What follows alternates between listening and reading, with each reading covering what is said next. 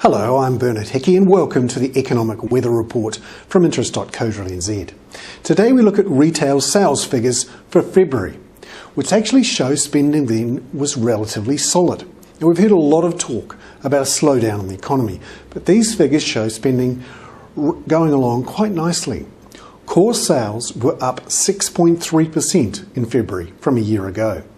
Now, if you look at the seasonally adjusted numbers, they're actually down. For the total was down 0.7% in February from January.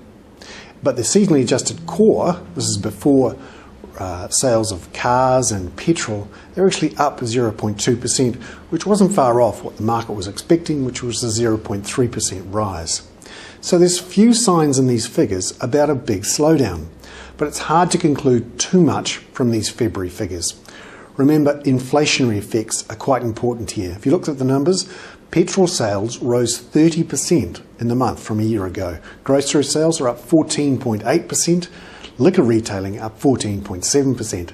Now, this is not because we're out there buying a lot more bread and beer and petrol. We're just paying more for it because the price is up, because of global increases in petrol prices and also food prices, wheat and dairy in particular. Also, there was an extra day in February because of the leap year, so that may have had an effect. But it's clear from these figures there's no signs of a massive slowdown in consumer spending just yet. But we have to remember this was February, and there were signs of a significant slump in consumer confidence in March and early April. But there's nothing in here to force an immediate rate cut from the Reserve Bank of New Zealand. A lot of people are saying the Reserve Bank should cut rates. It says it still has an inflation problem, and we agree with it.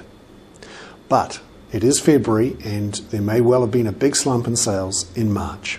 I'm Bernard Hickey. That was the Economic Weather Report for interest.co.nz.